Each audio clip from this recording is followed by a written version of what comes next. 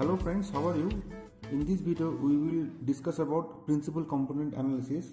It is one of the best dimension reduction technique. So it is dimension reduction technique.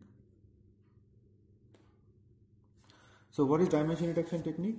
So in dimension reduction, transformations are applied to reduce the dimension of the original data. Okay, so for example, in a particular database, say 100 attributes are there, 1, 2, 200. So this is the original database. Now we can apply principal component analysis to reduce the dimension. Okay, so PC1, PC1, PC2 to PC100. So for the 100 dimension there must be 100 components, but the PC1 contains the most maximum variability, next PC2 and so on. Suppose here 100 dimensions are there, but we want to display the characteristics of PCA, then we can select PC1, PC2, or you can select PC1, PC2 or PC3 for 2 dimension or for 3 dimension display. Okay, so in principal component analysis we can reduce the dimension and the original data is changed. Original data is transformed into the new data. Okay, and then we can use this data for data mining. So in block diagram we can display, say, data, then principal component analysis, then we have transformed data, then apply data mining, and then knowledge. Okay, so this is the actual step, and the goal of PCA is to transfer data to high dimension data to low dimension data. Okay, now first of all you just see the steps of principal component analysis. The first step is what? Collect the data where D is the dimension. So first is what? So the steps. First of all, collect the data.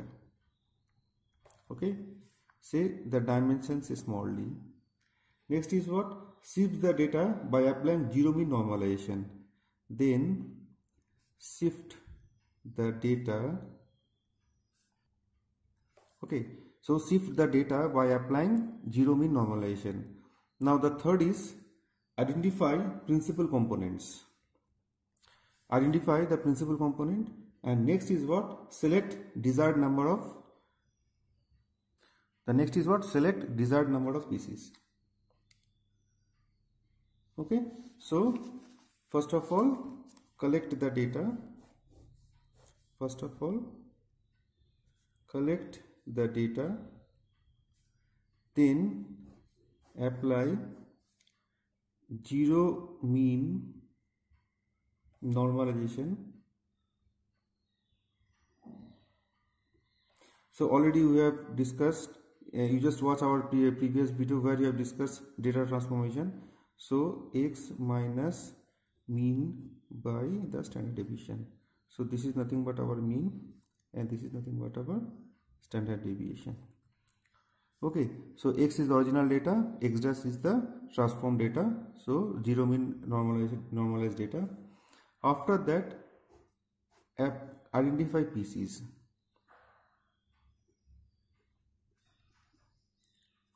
Identify pieces, and finally select pieces. Select desired number of pieces.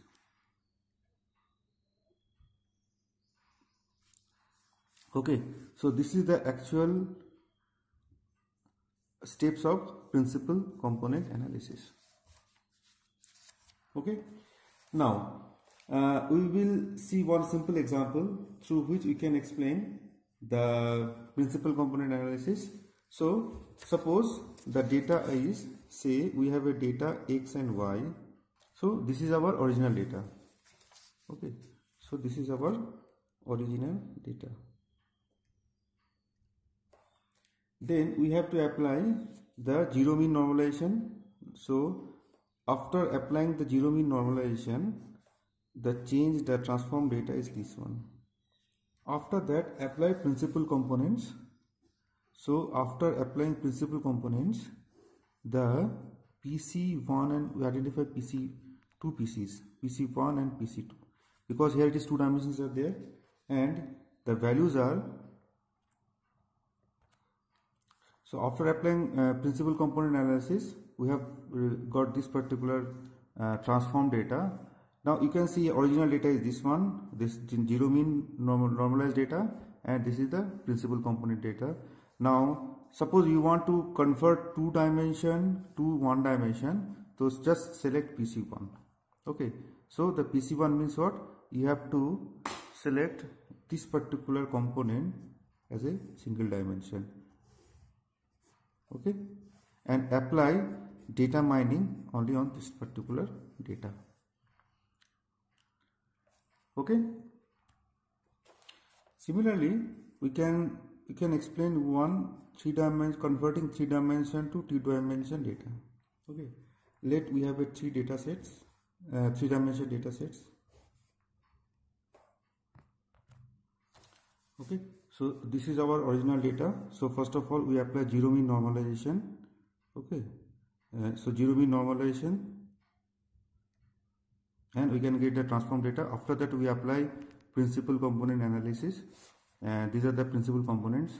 Suppose now you need two dimension data, so we just select only these two. Okay, we just select these two for two dimension data. So this is what our 3D data. We can convert this into 2D data and we can display it. Okay, now so you will see Python implementation of the principal component analysis. Before that, we will see the Python implementation of the principal component analysis.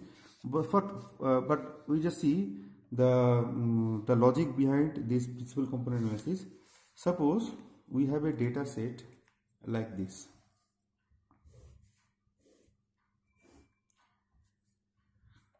Okay. Say this is x1 and this is x2. Say the data are like this. Say this one, this one, this one, and this one. Okay, these are the data. So this is this is original data. First of all, we have to apply the zero mean normalization.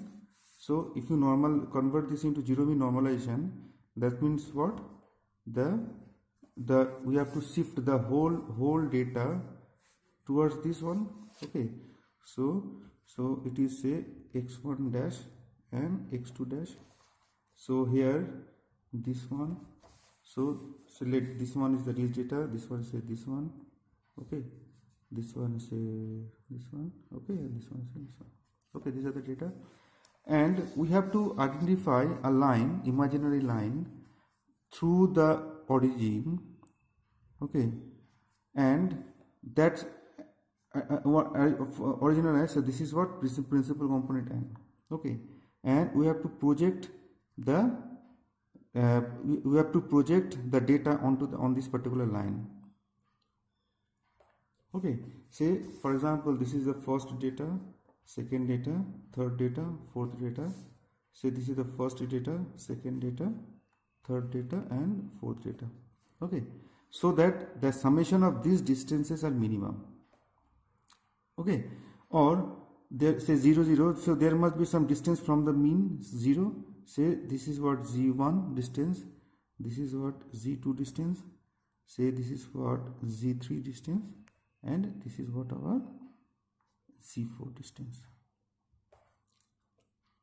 Okay, so principal component 1, we have to identify PC1, so that summation of the z I is equal to 1 to say n number of data and all the z value, so that it is maximum. Okay, so the distance would be maximum. So we have to identify the line so that the summation of all the z distances, what is z distance from the origin, is maximum. Or conversely, addition of this distance should be the minimum. Okay, so this is what principal component analysis 1, and this range is the variability. This is the variability of this particular PC1, and this is the maximum. So the variability of PC1 always is maximum. Next we can identify, so this is what PC1. Now if you PC1, so these are the projected points. These are the projected points. Okay, so if you draw the PC1 like this way, say this is what 1, okay, 2, 3 and 4th point. Say assume this point is this one, 1, then 2, then 3 and 4. Okay, so here it is a 2-dimension data. We convert this into single dimension.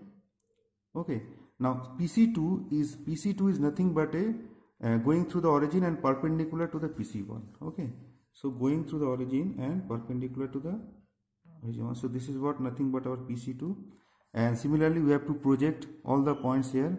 So the projection will be like that. So this is the point. Okay, so this is the point, so we have to project it here. And 4th one is what? This one is the 4th, so we have to project it.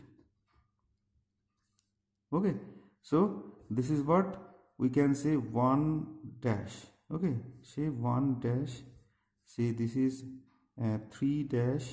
Okay, this is say 4 dash. Okay, and say this is say 2 dash. So you can see here, this is what PC2, and the variability is this one. This is the variability. Now you can see here variability of PC1 is much more than variability of PC2. Okay, so the basic logic behind the principal component analysis, and in this way we can identify PC1 and PC2. So we may apply machine learning algorithm to use these PC1 and PC2. So we will see Python implementation. Now for 3-dimension data, we can convert 3-dimension to 2-dimension. So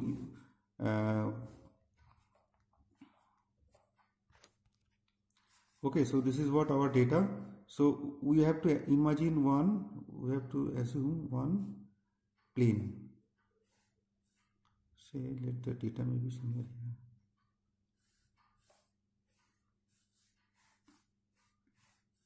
Okay, say this is W1, this is W2. Okay, and we have to project on the plane.